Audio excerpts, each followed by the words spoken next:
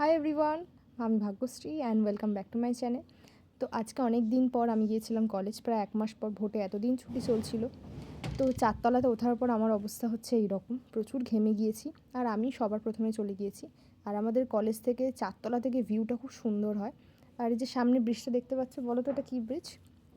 আমি সবার আগে চলে যাওয়ায় পুরো ক্লাসরুম ফাঁকা, আর অনেক দিন ধরে বোর্ডে কিছু লেখা হয়েছিল, ওইগুলোই পড়েছিল বোর্ডে। আমি গিয়ে অনেকক্ষণই বোর হচ্ছিলাম, কারণ আমার বন্ধুরা আসতে একটু দেরি হবে ওদের। তো আমি কিছুটা পড়ে নিয়ে কিছুটা বোর হয়ে নিজের ছবি তুলছিলাম, ছবি ভিডিও।